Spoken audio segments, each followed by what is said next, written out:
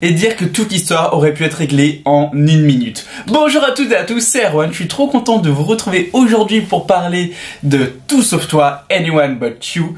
Voilà, donc la nouvelle comédie, comédie romantique américaine. Avec donc Glen Powell et Sydney Sweeney en tête d'affiche.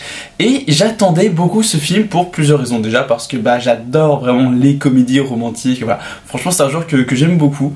À condition bien sûr que ça soit bien fait, bien écrit, bien joué, tout ça. Mais bon après ça c'est comme pour tous les films j'ai envie de dire. Et aussi parce que j'aime beaucoup Sydney Sweeney. C'est une actrice que je trouve qu'on voit dans pas mal de choses, notamment depuis Euphoria évidemment, et qu'on verra d'ailleurs dès la semaine prochaine dans Madame Web. J'ai à la fois peur et en même temps je suis assez curieux de voir ce que le film peut donner et je pense que ça sera sympa et pas non plus la bouse que tout le monde prédit déjà à l'avenir.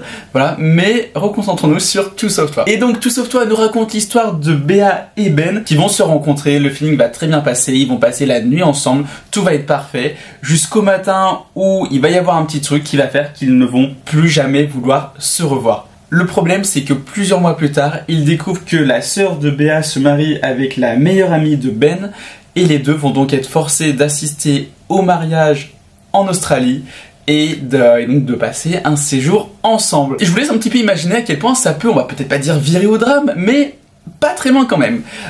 Donc voilà un petit peu le pitch de base. Donc au final on est sur une sorte de, comédie romantique, mais pas totalement non plus, puisqu'au final on est vraiment sur deux personnes qui ne peuvent pas se voir, un peu déjà comme un vieux couple marié et séparé du coup depuis des années. Donc je trouve déjà que le point de vue est assez intéressant et je pense plutôt original. Je sais pas si ça a déjà été fait dans le genre de comédie romantique, en soi je pense que oui, je pense pas non plus que c'est un film qui réinvente le genre, mais écoutez, j'ai adoré, parce que j'ai eu ce que je m'attendais à voir, je m'attendais à avoir un film drôle, léger, avec de bons acteurs. C'est ce que j'ai eu. Franchement, c'est un film, je trouve, qui fait du bien. Si vous avez envie de rire, de passer un bon moment au cinéma, allez-y. D'ailleurs, la salle était quasi complète et ça rigolait vraiment beaucoup dans la salle, donc j'étais très très content. C'est un film qui va être très rythmé, vous allez vraiment pas vous ennuyer une seule seconde. Le casting est excellentissime, vraiment. J'ai trouvé donc Sydney Sweeney vraiment mais parfaite dans son rôle. Glen Powell aussi, il est tout aussi excellent. Et un truc aussi qui est bien, c'est que c'est pas le film de Sydney Sweeney, c'est pas le film de Glen Powell, c'est vraiment les deux. En fait, les deux, je pense, ont autant de temps à l'écran.